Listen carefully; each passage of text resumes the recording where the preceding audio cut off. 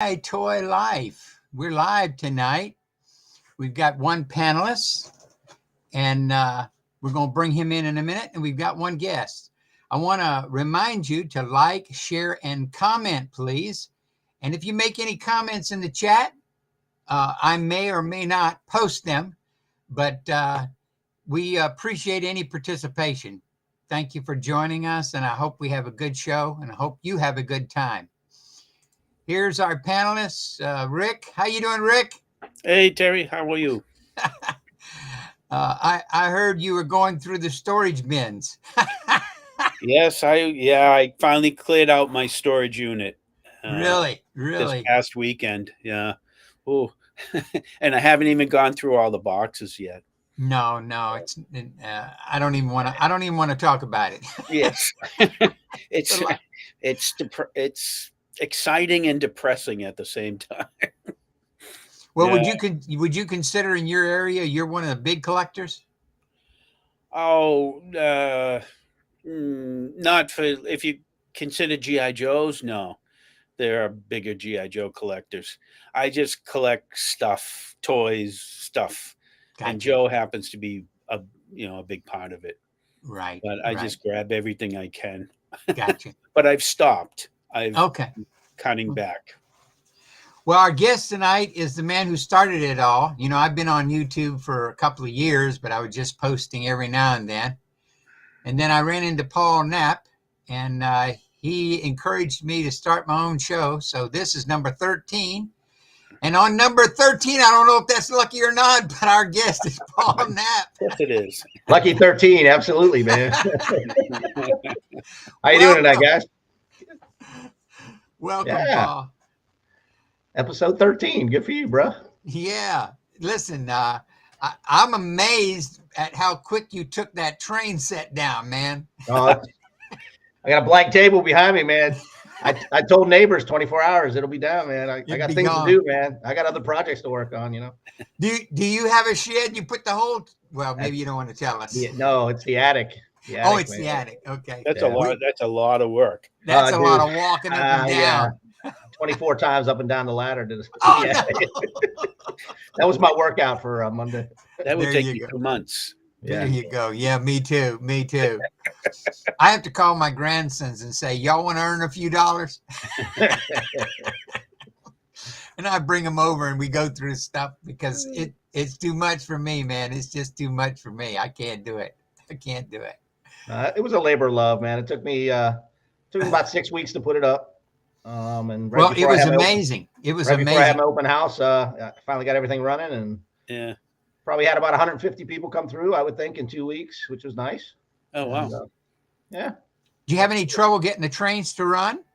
At night when it got colder, when I had the garage door open and, it's warm in the daytime, we got 40s and 50s, and at night it drops down and, 40s and 30s. And the track kind of buckled in a couple places, but for the most part now, and honestly, I think I had 5 trains running this year, so always like 3 of them were running, even if 1 or 2 was down. And the kids and the parents could care less. They wanted to see all the scenery and stuff that I did. And the Seek and Find was like the best thing, they just loved that. It was amazing. It was really amazing. This year was the biggest one I've ever made in a couple of years. I gave my N-scale train to my son because I know he's going to take care of it. He likes all kinds of stuff. But there was a time when I had a setup similar to yours, not as big, but I had it when my boys were little. Yeah. And I kept it up all the time, and we played with it all the time. And then it just kind of got moved into another room. Well, we always had trains as kids growing up. I mean, that was just a Pennsylvania thing. You put them under the tree, or you had them up at Christmas. And, I was never one to have them up all year round. It was, you started working on them around Thanksgiving, and then Santa Claus turned them on at Christmas, and then you ran them for a week or two. And then by January, my brothers or my dad were taking them down. So I just kind of kept that tradition going, every time we moved, and, collect a little bit here, collect a little bit there, put something up. So. Well, there is that big, what is it? The Choo Choo Barn there in Pennsylvania. Oh yeah. That is amazing. And it is. Look, I know you're your thing was small, but it was still in comparison. I really loved looking at your train. It just brought back a lot of memories. A lot of memories. Great. We had HO scale and Lionel trains. Oh yeah, I was young. Well, that's what we had too. Yeah, I'm the only one of my brothers that went to N scale, and I just thought you could do a lot. You can fit a lot more, you know. Oh yeah. Than the Lionel, you know, and then yeah, just probably 30 years worth of collecting. That's what that was, you know. Wow. It's awesome. Thanks. And it was cool. I showed my wife. She loved the train. She really loved the train of the Ringling Brothers. Oh, the circus train. Yeah. That was really cool. Very cool. So what got you into Joe's? You know, I had two Joe's when I was a kid. I think I told the story once before that my older brother Ken, he gave me a hand-me-down. They were the military ones. I had two from '64, and then they played with them a bit, and then Star Wars came in, so Star Wars kind of took over from the GI Joes. And then as I got older, I was at Toys R Us, and it was probably mid '90s, and I saw 12-inch GI Joes again. I was like, no way, this is great, and I started collecting them again. And really after that, with the kids and everything, I collected some here and there. And then just over the past probably 20 years, I really said, you know what, I'm going to get serious about this and try to collect every GI Joe that Hasbro ever made in the 12-inch scale. And well, as people follow my channel, they know I got just over 520 of them right here in the garage right now. So you got them all? I never say that. I'm sure there's there's two out there that I know I don't have. There's a U.S. Marshal one that's really hard to find, and another one. But what's the U.S. Marshal one? Tell me that. I don't know. I've never seen it. I've just seen pictures of it. It's a U.S. Marshal. Are you talking about the one that's something at the? Oh golly, what is? Oh, the Coyote thing? No, I have that one. It's not that. No, are you talking about the Texas Ranger? It's a Texas Ranger, but it's a U.S. Marshal type Texas. Yeah, I have the one with the white hat, but I think there's another one somebody said. Oh, yeah, and I've only seen a picture of it, and it was like $350. I was like, I'm not. I don't need it that bad yet, just to say I have the whole collection. But and I'm sure there's some floating out there that are just obscure, like the ones that KB Toy put out or something like that. It just, But for the most part, I think I've checked several different websites, and I think my list is probably the most complete one from 91 to 2013 when they stopped making them. Yeah. Well, Sweden calling. Dollbase has joined us. Hey. Yeah, Dollhouse. Follows my channel as well. We'll be back on the air Monday. Can't wait. Well, let's see here. Rick, you got a question you want to ask? So did you collect the I'm going to get this wrong, the MFDF Marines or? Oh yeah. You collected those? Yep. And the Rapid Repel and Rapid Repel. That was one series. I can't remember what year it was, but yeah. Yeah. Those are good. Then there was a Navy SEAL series that they came out with. And and did you get the Dolphin handler? Dolphin trainer? Yep. I got him right there. He's up there. Right. Yeah, the Dolphin trainer. Yeah, that was a good line. They used used all super articulated guys in that line. Yeah, the super articulated ones are pretty cool. I just did a box opening a couple days ago. I don't know if you saw that one. That was a super articulated. Yeah. Yep. And that was a 2004, I believe. Paul, what holds them on the shelves there? Do they have some kind of stands or something, or gravity? So they don't fall over any? Oh, no. Every once in a while, I'll come out to go to work in the morning, and there'll be one trying to escape, man. I find them on the floor. I got to put them back up on the wall. But, yeah, for the most part, because our weather down here is so warm, it kind of makes the boots a little tacky, a little sticky, and they kind of stick to the paint on the shelf itself. And I kind of lean them back on the shelf, so they're not standing away from the shelf. They're leaning into the shelf. So, yeah, every once in a while, I'll come out and just one obscure guy laying on the ground, man, trying to get his way out of the door.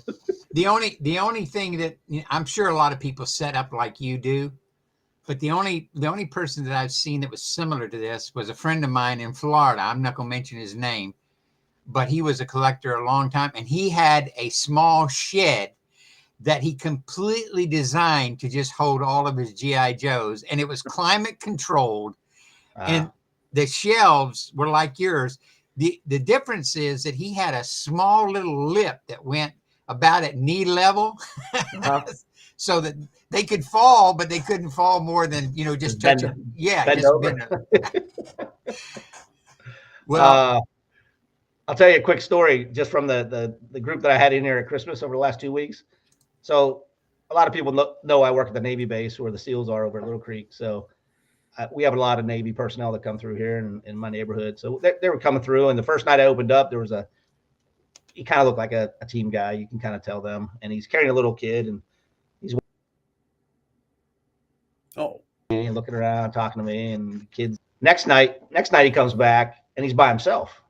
And I said, "Where's your kid?" He goes, "I just came back by myself to see your GI Joes." He goes, "I wanted to see all these uniforms." He said, "We have that one. We have that one. Yeah, we don't use that one anymore." And he stayed for another like 45 minutes just talking about the GI Joes. He could care less about the trains. Awesome. Cool. So, cool. You met a real Navy SEAL then, huh? Oh, I work with him every day. I see him every day at work. Oh, okay. Well, you're double special, triple special, man. I didn't know you were that famous. Infamous or famous? I don't know. I don't know what you call it. Well, they call me Dr. Evil at work. I don't know what that means, man. So my closest to fame was I had a friend who was in the chemical corps, and when they went to Iraq, they were searching for the chemical weapons or whatever they were that were supposedly held by Saddam Hussein. Yeah. And so I collect those challenge coins. I'm sure you've seen those challenge coins. I got 100 on my desk. Yeah, I know. Yeah. And he used to bring me one whenever somebody would come through there. And so I asked him one time, I said, I want the general. Can you get me one from the general? And he asked the general, and general said, I don't have any coins. I don't do that. But he wrote me a letter. Really? So I got a letter from the general that was in charge of the Central guys Command. Okay. Huh? The guys play a game with those coins, yes. right? Yes. At the bar, when they're at the bar, right? Yes. Yeah. Yeah, you know where that comes from, don't you? I'm sure it's an old Navy thing or an old Army thing, right? No, it comes from Tiffany. Tiffany's dad, when he was in World War I, made him a medallion. And that medallion was in case he was killed, they would be able to identify him, or if he was blown up or whatever, they would be able to identify him. And so apparently he got separated from his unit or something like that, and he went into a bar there in France, and he said, please call this number and tell my dad I'm okay. And they said, how do we know who you are? And he pulled out that coin and he put it down on the desk, and he said, this is my dad made this for me. And so everybody came and bought him a drink, because they wanted to brush up against Tiffany's son. And so that's how that became. Then, everybody wanted a coin to carry. I did not know that. And if you don't have the coin, you have to buy the drinks. Oh, yeah. And if you don't have the higher ranking coin, you got to buy the drink. Oh, yeah. Yeah. That's right. Yeah. Every guy carries their coin with them. I have my own coin that I had made up, and we were in a bar one time. We were in a bar one time over here. And of course, when they get drunk, they slap their coin down. Okay. Who's got their coin? Who's got their coin? Right. So we're trying to figure out who beats who with their coins. Well, this one guy that I worked with at EOD, he goes, my coin beats everybody. And he pulls out his coin, he slams it down in the bar, and he said it was from the Pope. Yeah. The Pope. Yeah. He guarded the Pope. He did security for the Pope one time. The Pope gave him a coin. He said nobody beats the Pope, man. Nobody beats the Pope. Wow. I said I don't know about that, but we'll buy you around. There you go. Well, Dalbay says, is there a spoiler list for the GI Joes? I don't think there's a list. I've heard Jack talk about it before. And even if you got a list, people probably wouldn't agree about what's on the list. Yeah. Wasn't there supposed to be at one time 50 adventures with the adventure I was going team? to say, they never made the 50 adventures because then they turned to the adventure team. Right. So if we're talking the vintage ones, yeah. I mean, it was the 50 adventures of G.I. Joe, and then that only lasted like 2 years. Right. And then the adventure team took over. So I don't know how many adventure adventure team adventures there are. Man. Yeah. Do you what is your oldest, Joe? Do you have a Well, I got a bunch from 64, Okay. 65, 66. I got all those. Yeah. Okay. How many talkers do you have? 6 maybe. 6. Mm-hmm. Yeah. I have the astronaut, and two of the other ones. A couple of the other ones, yeah. Cool. What's your favorite genre? I still am kind of a classic military. If you have to go back, I mean, I do like the adventure team stuff. That's cool, and I've been collecting them a lot. I have a lot of those, but if I have to go back, it's my childhood, and I had a Marine, I had a sailor, and then you swapped out their outfits, and had the Navy and everything. So probably the vintage Joes, military. So you like the Annapolis and West Point and all that stuff? It's funny you asked that. I just got those for Christmas from my daughters. Now this is the timeless collection. Yeah. These were made in 2001, I think, 2002, somewhere around it. Yeah, 2001. But no, I did not have these ones as a kid. So these are first for me. So I'm going to do a box opening on these pretty soon. And then you don't have the originals either? No, the outfits of those, no, I don't. Okay. And neither with this one. The Air Force Academy and the Merchant Marine in it. Yeah, that's what I think it is. Merchant Marine. They have American Cadet Alliance Marine. Never seen that uniform before, so I don't know what that is. But my brother actually went to the Air Force Academy. He had this one. So cool. Well, that's a nice gift. That's absolutely a nice gift. Yeah. I think I bought a collection a few years ago, and in there was just the coat of the Annapolis. The vintage ones, yeah. Yeah, it was the coat. And then I was able to go to a show, and at the show I found the hat and the belt. And then I bought some pants. I don't think they're the accurate pants, but I bought some white pants. And then I had to go with Cotswolds to get me a sword. So I have Annapolis. And, the guy that was in Iraq, that's where he went. He went to Annapolis. So he loved anything that had to do with Annapolis. Annapolis, yeah. That ring on his finger, I'm telling you, that ring on his finger was amazing. The Annapolis ring. And it's something to be proud of. Sure. His daddy designed the rockets that took them into the moon. Oh, wow. So, yeah. It's let's see what Ronald McDonald says here. He's saying something. Let's see what he's saying. You may like Airfix models if you like these things. I think they have them over there in the U.S. My local Airfix closed last year. Yeah.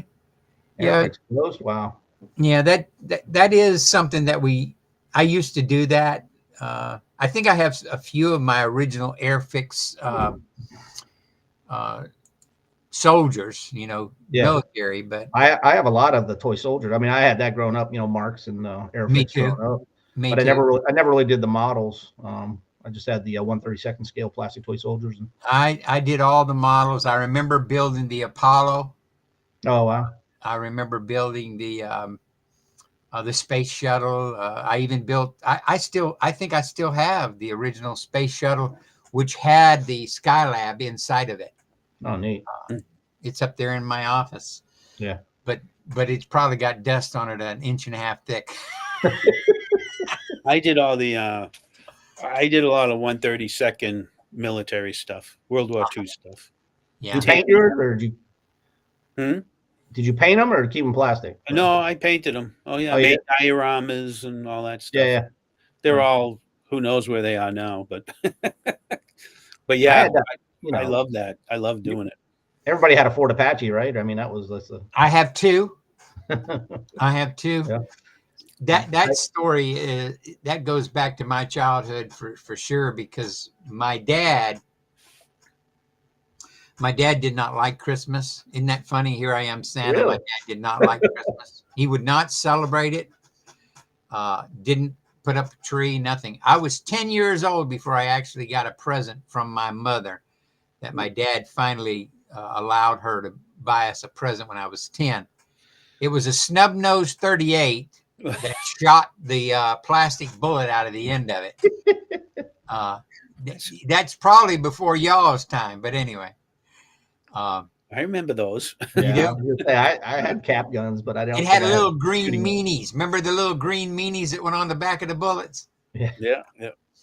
Anyway, my grandmother owned a store in Allentown, Pennsylvania, and she had Fort Apache in there. And I saw that thing almost every day when they dropped me off to stay over at her store. She'd watch me while they did other things. And I saw that thing every day. And of course, my dad ain't going to buy no presents, and I ain't never going to get it. But I kept telling her, I love that. I love that. I'd love to play with that. And I probably was no more than 5 or 6. I don't know how old I was, but it was in that area. And I distinctly remember that on Christmas Day, she knocked on the door, and my dad opened the door, and he said, "What are you doing here?" And she said, "I brought the kids a present." And he said, "You ain't giving my kids no present." And my grandmother pushed that old man out of her way and said, "Get out of my way, boy." Grandma's in charge, man. Yeah, she gave my sister a doll and gave me the Ford Apache. Now, it got lost because we traveled. We went everywhere. We traveled. It got lost. But my son, I don't know, I was maybe about 35. My son bought me one and replaced it. And then a few weeks later, I was at a thrift store and saw one. So I bought that second one. So I got 2 now. And of course, they made different sets and different series. Yeah, I think that was the most they made at Mark's, was the Fort Apache. Yeah. Between that and the Alamo, they made a lot of those. My favorite Fort Apache was not the one my grandmother gave me. I mean, I do have that one, but that wasn't really my favorite, and the ones that I would see other people playing with. My favorite one was the one that had the blockhouse in it. So I've got that one too. Got it. When I was in California, the kid across the street got the Ben-Hur with the the whole Coliseum and the chariot races, and he wouldn't let anybody touch it.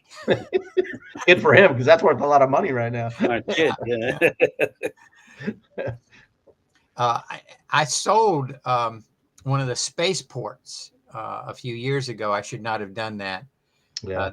That probably is going for about $700 right now. I think I got about $200 for it when I sold it, but I shouldn't have done it. I should have kept it.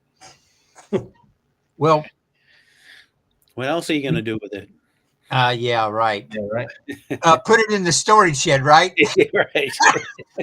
Yeah, so I want to hear the storage shed story, Rick. Yeah. Tell us about your storage shed. Oh, I put a bunch of stuff in there years ago, 6-7 years ago, and it's just been sitting there. And finally, my situation, I need to cut down on my bills. So it's like, that's $65 for stuff just sitting there. Sure. So I said, all right, let's get it down here in the basement. And the sad thing is some of it's in here and some of it's still in my car, because I have to go through it, and make room so I can get it down here. Yeah. And then decide what I'm going to get rid of and what I'm going to keep. But there's some treasures. I found a couple treasures that I forgot about.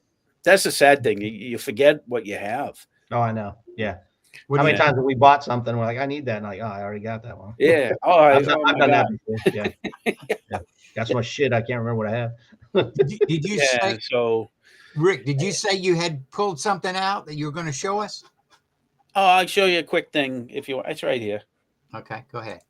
And this is a question for you, Paul. Do you collect 1/6 scale Star Wars? Because I know you collect Star Wars. No, I only do 3 3/4 Star Wars. So this is the. Oh wow! Yeah, that's huge. The Han Solo Tauntaun, and they had a Luke Skywalker Tauntaun. Wow! So what I did, of course, I got to change it.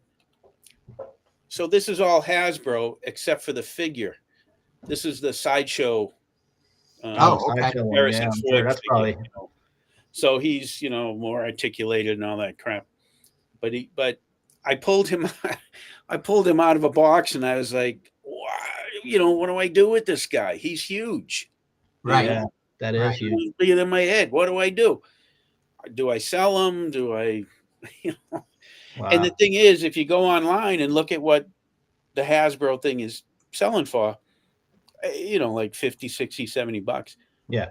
But this has the sideshow figure. Yeah. So now what do you do? Do you say, "Oh, well, he's worth more," or do I got a guy that I used to deal with at the flea market, and he has a store not too far from here, and I'm willing to sell him stuff, but he's savvy. He's not going to like pay big Sure. bucks. He needs to make money, and I Yeah. understand, Yeah. He's not giving you eBay prices. He's giving you his prices. right, and Yeah. which I get. That's okay, but I don't want to give the thing away either. Sure. And this Yeah. is one of my prized possessions, and I got this. You know what this is? Bring it up big. I can't. Oh, is that one of those hand puppet things? Yeah, Yeah. Sectors. Sector. Yeah. When I found him at a flea market, and I had them. I think I bought them when I started going to toy shows because I knew what they were. Yeah. And not for any money. I just thought they were cool, and Oh, they are cool. Yeah. run around and stuff. So this guy has managed to survive in a box, with mice and everything else. I was going to say, how did your storage shed do over 7 years? Any critters in there or no? Any Actually, critters? not bad, but Yeah. unfortunately, I had something in there that attracted the mice, and I had paperwork from a model company that I had written the president of the model company, Adar Models, who made the Planet of the Apes models. And I said, "Oh, I love these models. Are you going to make any more?" I was a little kid. "Are you going to make any more?" And he wrote me back. He said, "Well, we plan on doing this and that." Well, some mouse, decided to make a nest of that letter. So, I mean, I haven't even.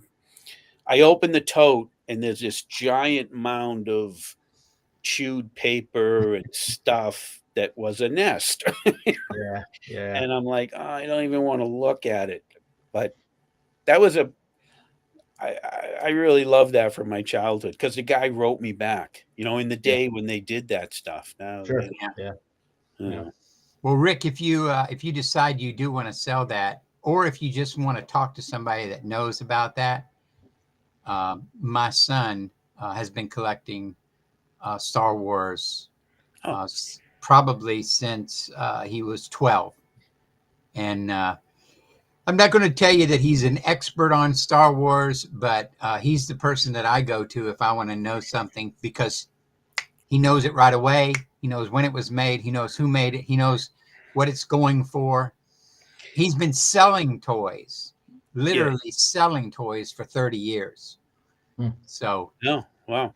And if I'm not, I don't, you remember the Herculoids? You remember the Herculoids? Yeah. Oh yeah. Well, Yeah, I have a friend named Sean, and Sean had a set of Herculoids in the box, and he was going to be at Toylanta, and so he said, "Will you send him a message and ask him to bring the Herculoids because I really want them?" And I said, "Well, son, he's going to want a good amount of money for that." He said, "Well, we'll work something out." And I don't know what they worked it out. I know he didn't pay the full price, but I know he came close to that full price. But he also gave him something that he was looking for. So they worked some kind of deal and trade out. And he has those Herculoids, never been opened, and he loves that kind of stuff. But when he was little, we collected Star Wars from yard sales and stuff like that. He has literally, I don't even know how old he is now. How old is he? 49. My wife knows he's 49. But he used to have everything loose. Over the years, he would pick up. Now everything that he has is in the box. Everything. And it's not opened. It's never been opened. Yeah. He has all kinds of Star Wars. So if you want to sell that, I'll put you in touch with my son. This is something that I got the other day. Let me see if I can make this big enough to let y'all see this. I'm not going to say it's perfect. Can y'all guess who it is without the mask? Looks like from MASH, isn't it? Yeah, it's him. Oh, Pretty cool, isn't it? It does. Hawkeye. Pretty Yeah, close. it's Yeah, Hawkeye. it looks like Hawkeye. That's a nice hit. The only thing Nice head is, sculpt. yeah, he don't move. He said don't move, Oh. and he's kind of glued on there. But my wife loves MASH, and when I saw this, I said, "Well, I'm gonna get Hawkeye." What? Who makes that figure? I don't think anybody makes it. The guy I bought it from made it himself. Oh, it's custom. Oh, right on. Yeah, he made it What himself. kind of body did he put it on? What did he put it on? The Soldier of the World. It looks like maybe. It looks like it looks like Soldier of the World. Yeah, it's just it's a crappy body. It don't have very much articulation. But I just thought it was pretty close. Pretty close. Yeah, it looks like not perfect. Yeah. Well, anyway, you got any other questions you want to ask our guest there, Rick? Yeah, one more. You've answered all the questions, but do you have any new customs ideas that you're going to do? Because you did that RV, the Barbie RV. The RV was that one, and the two big gym ones that I did before were like my only customs. No ideas. I don't have anything I'm hoping to pick something up when I go to Toylanta and then come back and work on it. But right now it's just opening up the things I got for Christmas and then the live stream show that I'm working on really right now. So I need to customize my cruise ship. I got a Barbie's cruise ship that I picked up years ago. And I needed to do something with that to bring it more into the action figure world because it's still pink. I did take a few pictures of it one time with some Joes on it and a couple Barbies, like they were going cruising and laying out in the sun and everything, but it didn't look good with it pink. Hey, Rick, I got to ask you a question. Yeah. How's that new camera of yours? Well, I remember our show, and you were all it's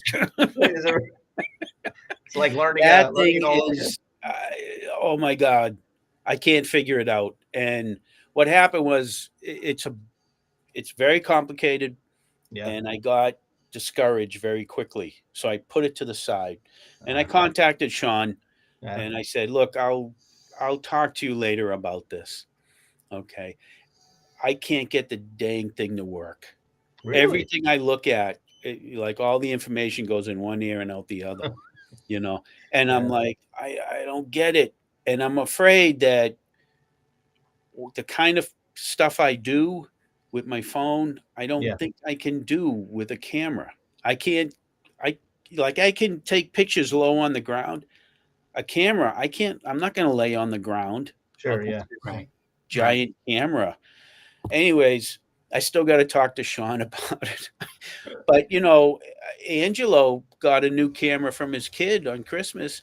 Right out of the box, he's taking pictures. And I'm like, oh, what the heck?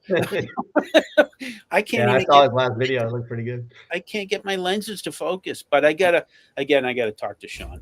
Yeah. But I'm not sure. I'm not sure it's where I want to go. Rick, does your camera have automatic settings? Oh, yeah.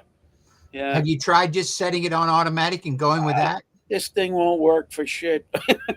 Okay. And it's me. I don't think it's the camera. It's just I don't know what I'm doing. Yeah. Well, cameras are different. These phones now can do almost anything a camera can do. Yeah, and more sometimes. And you don't even have to mess with all that stuff. I tried to become a photographer for a little while, even started to get into developing and all that. Unless that's your passion, it's too complicated. Yeah. It's too complicated. And that's to answer your question, Paul, that's the problem. It's a direction I'm not sure I want to go in. Yeah. And I found my way with the phone, and I think that's what works for me. So I gotta I gotta consult Sean about that and see what But I had other stuff going on, and I just was like, I don't want to deal with it. Just Yeah. you I know. know. So, but Well, that's the story. PlayScale says that my first 1.6 vehicle was spray painted Barbie Jeep. Well, we all got that Jeep, or we got one like Yeah. all Yeah. of us do. So you're right. You're right at home with that. And then this guy, Mr. Ronald McDonald, uh, Yeah. he loves McDonald's. Ronald, let me just tell you one little thing. That's the cheapest food in America. Yeah. It's no good for you. You said you're coming to America so you can go to your hero. I I think you might like the And taste and it all ain't that. cheap. You might like the taste and all that, but it's cheap food. It's Oh, crap. it's as cheap as it gets, man. I wouldn't eat that stuff. I just wouldn't eat it. I haven't done fast food in over 20 years, man. No, it's no good Seriously, for you. I It's no gave good it up. for you, man. I But used to work for McDonald's. I know all about it. I think most all of us did. I know I did. I worked there. yeah, My first job was in Burger King. I worked in Hardee's, I worked in Burger King, worked in McDonald's, worked in all of them, even Yeah. Arby's. The thing that I did like, and I don't know what it's like today about Arby's, was that we got our meat in, and it was then put in the stove, and we cooked it, and then we actually sliced it. But I don't know what the quality of that meat is today. yeah. I had a patient in my office this morning. He was from Italy, and he was an officer. And he goes, "I've been here 6 months. I gained 15 pounds." I said, "Welcome to America, brother." He's like, "I don't know." He goes, "I don't know what's in your food here," but he's like, God, It's called hormones, isn't it? He's like, "I got to go back to Italy just so I can drop weight." I said, "Yeah." What are you? Are you a doc, Paul? I work in physical therapy. Yeah, I'm an exercise physiologist. Okay, yeah. cool. Well, listen, thanks for coming on the show. Yep. I appreciate it. You're the guy that started it all for me. Well, I've enjoyed. I just like to get people involved with the 1.6 scale. I hope more people do live streams. I mean, all the younger guys. I say younger guys. They're in their 40s. We're 50 and up. But all the younger guys, they got their GI Joe 3 3/4 live streams. Heck, I can get on one a night if I had, wanted to look. That's right. When it comes to 1.6 scale, it doesn't seem like anybody's out there wants to do much. So I thought, well, why not we start something, and you took off, and now, I see Jeff from Skunk Work. He's doing one every once in a while. So hopefully more people get involved and want to come out and at least be guests if they're not going to have their own show. Well, I'm going to have Matt on too. Matt. Oh, yeah. Creative project. Yeah. Matt's a cool guy. Oh my God. Matt. Him and I have been friends for a lot of years. Yeah. He's made me stuff. I've made him stuff. Yeah.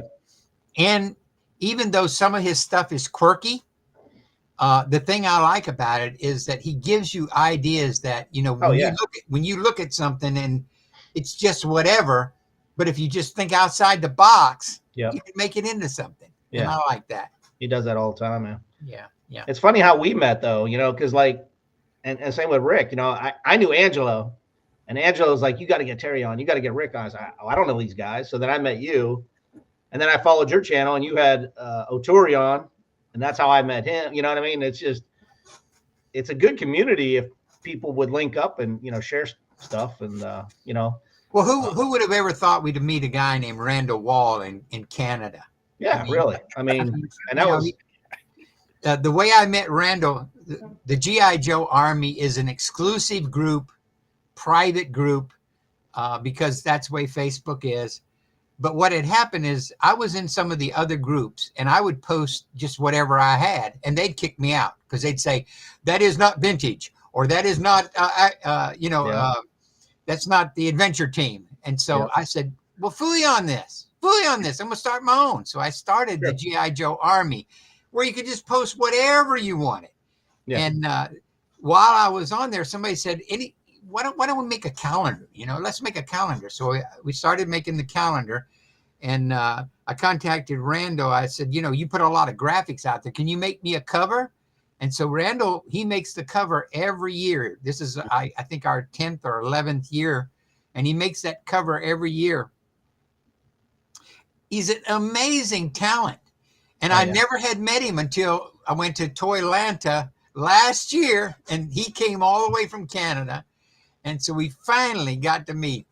And you know, that was fun. I love Randall. And like I said, we've only ever communicated online.